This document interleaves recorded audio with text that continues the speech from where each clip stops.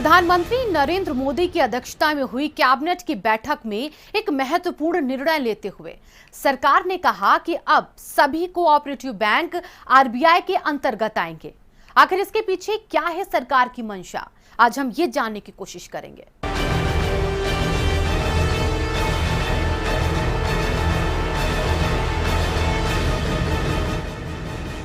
प्रधानमंत्री नरेंद्र मोदी के नेतृत्व में हुई कैबिनेट की बैठक की जानकारी देते हुए केंद्रीय मंत्री प्रकाश जावड़ेकर ने कहा, सभी 1540 कोऑपरेटिव बैंक आरबीआई के अंतर्गत आएंगे, जिसमें 1482 अर्बन कोऑपरेटिव बैंक और 58 मल्टी स्टेट कोऑपरेटिव बैंक हैं।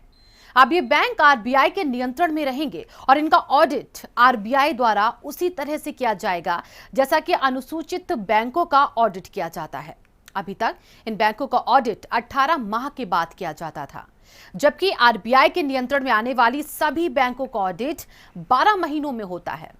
इसके साथ ही अब कोऑपरेटिव बैंक में सीईओ की नियुक्ति भी आरबीआई द्वारा की जाएगी। अभी तक ये cooperative bank registrar of cooperative society द्वारा नियंत्रित होते थे और इनका ऑडिट भी उन्हीं द्वारा किया जाता था। सरकार ने ये निर्णय लिया इसलिए भी है क्योंकि पिछले कुछ समय कोऑपरेटिव बैंक में लगातार अनियमितताओं के मामले प्रकाश में आ रहे थे। आपको बता दें कि पिछले वर्ष ही पीएमसी बैंक का मामला भी प्रकाश में आया था, जिसमें कि आरबीआई को आगे आकर निर्देश जारी करते हुए पीएमसी बैंक को काम करने से रोकना पड़ा। इसके खाता धारकों के पैसे निकालने की सीमा को भी निश्चित करना पड़ा था। इस वर्ष फरवरी में केंद्रीय बजट पेश करते हुए वित्त मंत्री निर्मला सीतारमण ने भी कोऑपरेटिव बैंकों को आरबीआई के नियंत्रण में लाने का प्रस्ताव रखा था, लेकिन वर्तमान में संसद का सत्र नहीं चल रहा है, तो ऐसे में अब ऑर्डिनेंस जारी करके इसे किया गया है।